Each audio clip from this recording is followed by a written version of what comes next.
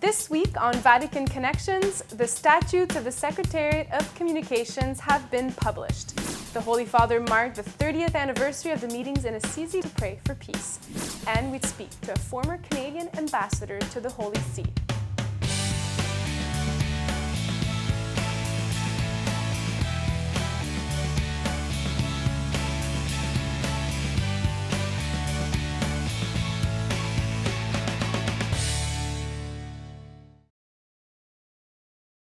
Hello and welcome, I'm Emily Callan. On the matter of communications, the Secretariat of Communications published its statutes on Thursday, effective on October 1st. The guidelines established and approved by Pope Francis will be tested over the next 3 years. Their main purpose is to unify all the realities of the Holy See that are involved in communication so that the whole system responds in a coherent way to its mission of evangelization.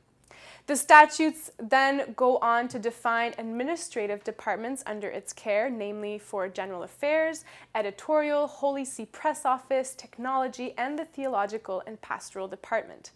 The Secretariat was created by the Holy Father in June of 2015 in a motu proprio. In that letter, the Pope determined its reorganization. All 9 bureaus that made up media and communications at the Vatican now operate under the Secretariat of Communications. They are the Holy See Press Office, Vatican Radio, News.va, Vatican Television, Vatican Newspaper, its printing and publishing house, and photography. The Pope's Twitter and Instagram accounts, as well as the Vatican website, will also be under the umbrella of the Secretariat. In the same vein, the Pope met with journalists the same day at Clementine Hall at the Vatican. About 400 of them are part of the Italian National Council of the Order of Journalists. During their audience with him, he stressed the need for truth, professionalism, and respect for the dignity of the human person. This is what he said. To love the truth does not only mean to affirm it, but to live it, to witness it with one's work. The Holy Father underlined the need for honesty in the world of communication. It's all about relationship, and no relation can stand and last in time if it rests on dishonesty, he said. But in order to arrive at the truth, one has to discern.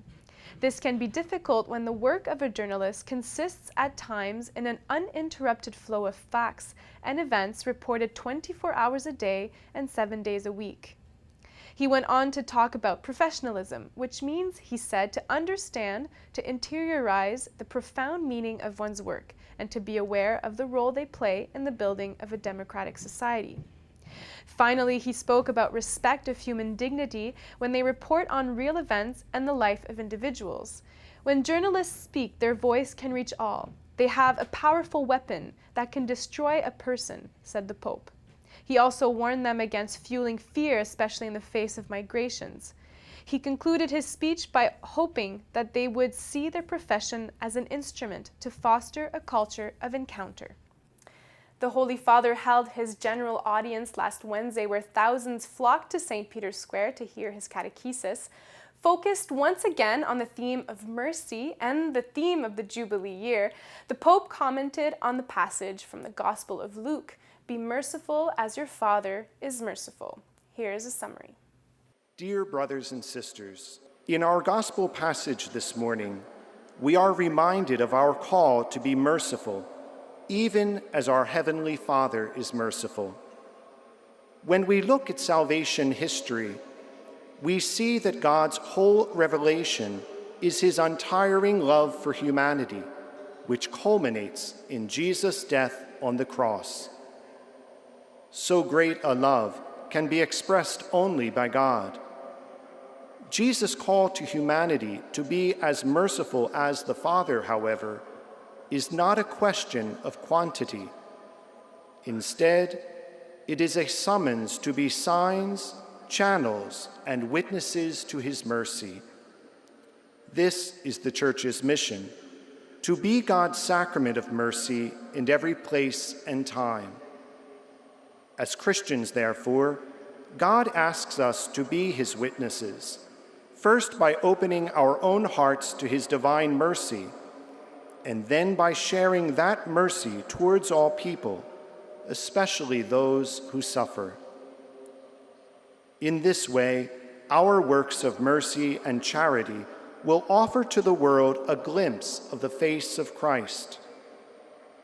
In the Gospel, Jesus explains that we especially show the Father's mercy when we pardon one another, for we express the free gift of God's love and help one another on the way of conversion. Jesus invites us also to give freely, for all we have has been freely given to us by God, and we will receive only in the measure that we freely give to others. Merciful love is the only path, for by it we are able to make known the Father's mercy that has no end. On Tuesday, Pope Francis spent his day in Assisi at the end of a 4-day initiative organized by the community of Sant'Egidio. 500 religious leaders were assembled in Assisi for the World Day of Prayer for Peace, following a tradition started by John Paul II 3 decades ago. The theme of the campaign was Thirst for Peace, Faiths and Cultures in Dialogue. Upon his arrival in Assisi, the Pope met with refugees and had breakfast with them. Among them was a couple he brought with him from Lesbos after visiting the Greek island last April. He later met with other religious leaders in the lower Basilica of St. Francis for an ecumenical prayer service, and later addressed the crowds outside in a final ceremony. Here's a recap of the final event. Let us not tire of repeating that the name of God shall never justify violence. Only peace is holiness, never war. From Assisi, Pope Francis, like St. John Paul II 30 years ago and like Benedict XVI in 2011, renewed the call for all faiths to collaborate for a true, non-illusory peace. He was accompanied in his appeal by more than 500 representatives from various religions throughout the world. The Holy Father spoke at the closing ceremony of the World Day of Prayer for Peace in St. Francis Square in Assisi after the greetings of several leaders, including the Archbishop of Assisi, Domenico Sorrentino, the founder of the Sant'Egidio community, Andrea Riccardi, and 5 other witnesses to peace. Among these was the Indonesian Muslim Din Samsudin, president of the Council of Ulema, who recalled how in the country with the world's largest Islamic population, Muslims are convinced that differences, even among religions, are a source of richness. In his speech, the Pope invited believers of all faiths to confront the paganism of indifference, which causes us to forget the sufferings and poverty caused by wars lost to memory. Prayer, he said, helps us to find in God the clean water of peace, which cannot come forth from the deserts of pride and self-interest, nor from the dry lands of monetary gain at all costs, nor from the arms trade. From prayer to the encounter with the other men and women of different religious traditions, Pope Francis concluded, we believe and hope in a brotherly world where all can meet and agree, especially in places of conflict.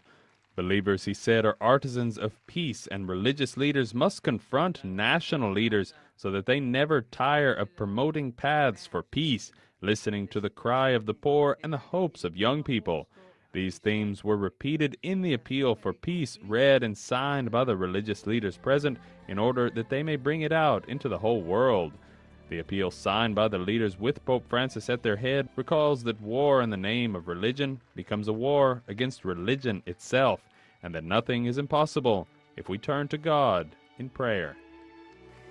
The Holy Father's visit to the little town in Umbria places itself in the tradition of his predecessors. Benedict XVI commemorated the 20th anniversary of the meetings in 2006 in a letter to the bishop of the diocese, and later presided them, the last time a pope did so. And as we said earlier, John Paul II instituted the meetings in Assisi and the Day of Prayer. But what motivated them? What role did they play then in InterReligious Dialogue? Salt and Light journalist Matteo Cioffi takes us back 30 years and tells us in what context these meetings took place. It was October 27, 1986, when St. John Paul II gathered in the same place with religious leaders of the world to promote peace in the name of dialogue, and no more than 100 people gathered, a number which today has multiplied by 5. The meeting was attended by 50 representatives of Christian churches, including Catholics, and 60 representatives of the other religions. It was the first meeting of this kind in history. The intuition of the Polish Pope was simple and profound at the same time, to bring together believers of all faiths in the city of San Francisco with an emphasis on prayer for peace in the face of the horror of war. The Pontiff then spoke very clearly. He said, "It's itself an invitation made to the world to become aware that there exists another dimension of peace and another way of promoting it, which is not the result of negotiation or political compromises." The belief was that prayer and the witness of believers, whatever their tradition is, can do much for the peace in the world. In the closing speech, John Paul II exhorted, "Continue to live the message of peace, continue to live the spirit of Assisi." The choice of this place by Pope John Paul II was not random. It's the city of St. Francis, a saint who 800 years ago was known to invite each person into dialogue with another.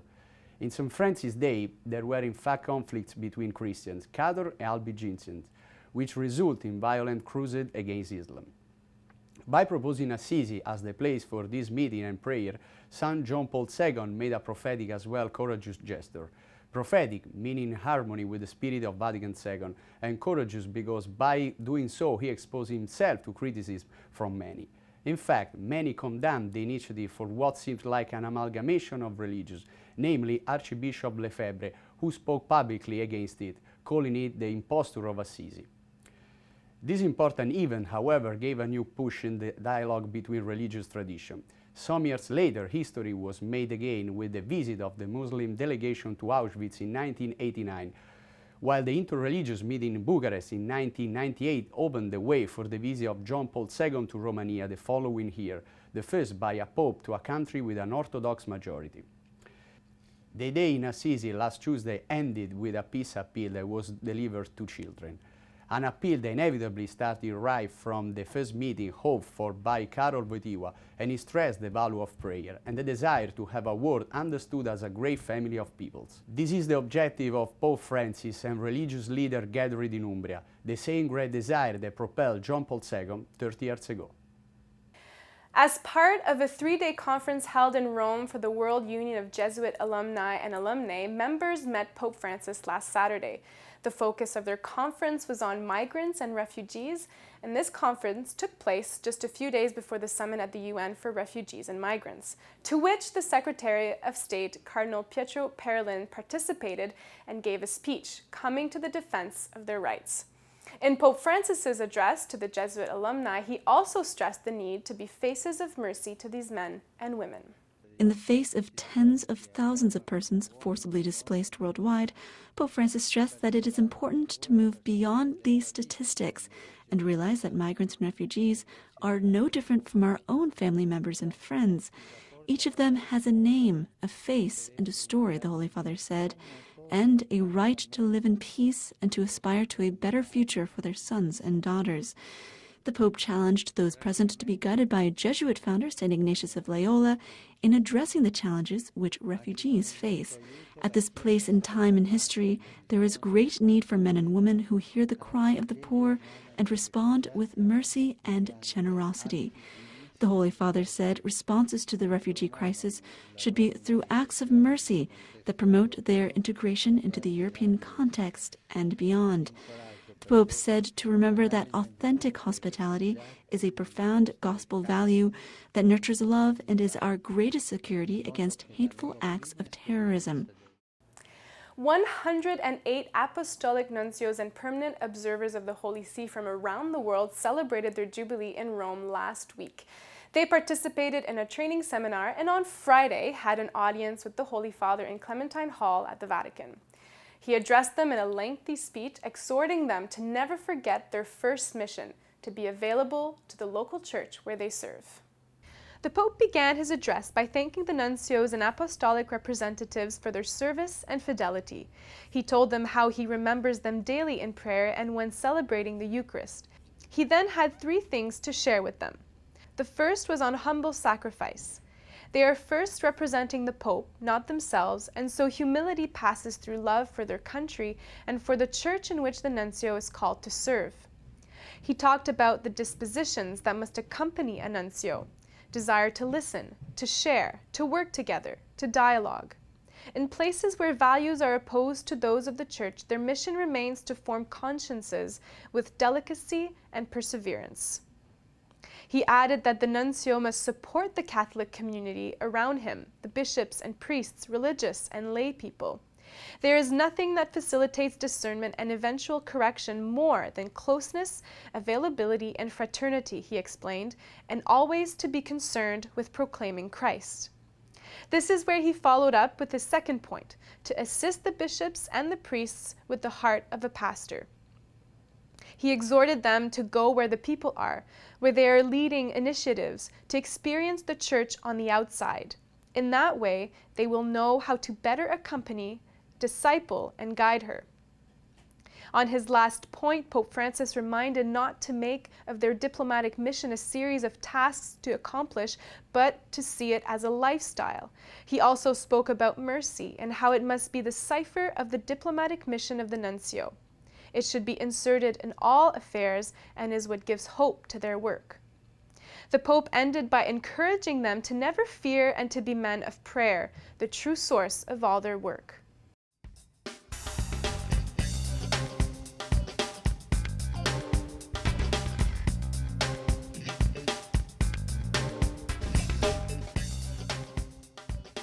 The role of nuncios is very important to Vatican diplomacy. They must work with the local church and the local government where they are sent. Their mission is twofold: to be bearers of the gospel and at the same time be the Pope's representative in their region. And just as the Holy See sends ambassadors to other parts of the world, so do other countries send ambassadors to the Holy See. But how does this all come together? Here to help us understand more about Vatican diplomacy is Anne Leahy, former Canadian ambassador to the Holy See and now professor at McGill University. Bonjour Anne, glad you could join us today. Glad to be here with you. Bonjour to you. Now, the Pope, as we spoke already in the show, met with the nuncios last week. Why was that meeting so important and so significant? I thought that was an extraordinary meeting. I think it's a very rare event in pontifical diplomacy to call back all its ambassadors. This is the Jubilee of Mercy, of course. And what I found particularly noteworthy in the address of the Pope to the nuncios is that he used the expression in an evolving pontifical diplomacy. And he put mercy at the heart of this foreign policy, if you want. And right. He went on to explain what it was. This is, to me, rather significant. There is another aspect for a former ambassador. It must be extremely gratifying when you're a foreign envoy, the Pope's representative, to be told 6 times in the, I think in the opening lines and also at the homily that he gave to the nuncios earlier, how he thanks them for their work and how he reads their messages in the morning and in the evening. So obviously Pope right. Francis attaches high importance to the role of diplomatic envoys, his envoys. And I think there's more emphasis on this today than during the 4.5 years I was in Rome. The nuncios got to meet as well during the week, and they had a seminar. And I'm not sure if you're aware of some of the topics that were covered during those seminars, but I know that yes. they touched upon relations with Islam and gender issues. Now, why were those topics so significant for the nuncios to discuss last week in their meetings? So in this, what we would call in Canada a heads of mission meeting, they gathered for over 2 days, and they had 3 topics. The first one was InterReligious Dialogue, with emphasis on the relations with Islam. And I think by looking at the coverage of the Pope's Day of Prayer at Assisi, you understand why Islam right. and other religions, but particularly Islam, was a particular topic. With the disappearance of Christians in the Middle East, it has to be top of mind for the Holy Father. Gender issues, definitely as a global issue of interest to countries wherever they are, whatever continent, and of course in terms of Catholic moral theology. And the third topic was the Church in the world. And of course I wasn't present there. I don't know why it was put there, but I can guess that freedom of religion, freedom for the Church to express its contribution to public policy issues, for example. Therefore, the place of the Church in the world is obviously also a very important topic. So these were 3 major topics that the Pope, I think, sought input from his representatives who are on the ground around the world. Mm-hmm. So in terms of coming up with policy in these countries and of defending the Church's interests in various parts of the world, how do the nuncios fit into this? Well, the Pope gave a definition of what his representatives are in his address. They are his vigilant eyes. And as you mentioned in your introduction, a nuncio is an envoy both to the host government of the country where that person is, and also, and primarily, he is the Pope's representative to the particular church, therefore the church in that country. So he is the representative in terms of being I would even say, the ears and eyes on the ground. He also gauges what are the issues, the local issues. And then by reporting this, and as the Pope indicated, he reads their messages, it is possible to form, because remember, the Catholic Church is universal, and any policy that it will evolve, and we all know how difficult it is to move a transatlantic ship in one direction or another, right. It has to take into consideration the circumstances that apply around the world. Generally, because the Pope used the second principle of Catholic social thought in his address to the nuncios. He talked about the common good. So in thinking about the common good, there are principles that are immutable, but then they have to be applied and understood in a given context and over a certain timeline also. So I think the nuncios play a key role definitely in inputting in this process, and they also, on the other hand, play a role in transmitting the Holy Father's concern right. or messaging to the hierarchy of the Church in a given country. Thank you very much, Anne, for explaining to us a little bit more about the role of nuncios in the world. It was really nice to have you on the show today. Thank you very much for the opportunity. That was Anne Leahy, former ambassador of Canada to the Holy See, joining us from our studio in Montreal.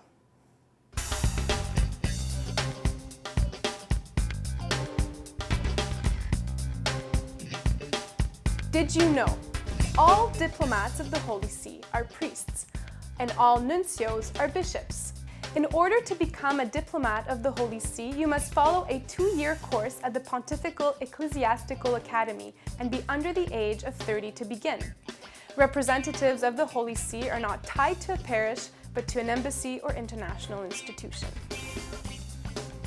Once a month, the Argentinian pontiff performs acts of mercy around the city of Rome. Last week, he first stopped at a neonatal unit at San Giovanni Hospital visiting babies with complex medical conditions, and then made his way to a facility for the terminally ill. Vatican Television has more. A caress, a hug, some words of hope, and a prayer for each patient.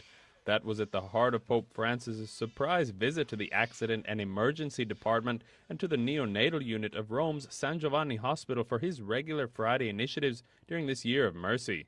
After putting on a mask and completing the other health and safety procedures, the Pope stopped beside the incubators of 12 newborn babies, 5 of whom are suffering from severe complications, including one set of twins. The Holy Father offered words of comfort and support to all of the parents before going on to meet with staff and families at the nursery on the floor above. Later in the afternoon, the Pope visited some 30 terminally ill patients at the Villa Speranza Hospice, located in the north of Rome as part of the Gemelli University Hospital Foundation. A note from the Holy See press office explained that through these 2 Mercy Friday encounters, Pope Francis wished to send a strong signal about the importance of life from its first moment until its natural end. Through these 2 visits, it concluded he has given a concrete and tangible sign of the importance of caring for the weakest and most vulnerable in order to show mercy in our own lives. So that's our show. If you have any questions, don't hesitate to send them via Vatican Connections Twitter page at Vati Connections. I'll be happy to answer them on our next episode. That's all for tonight. Thanks for watching, and I'll see you next week.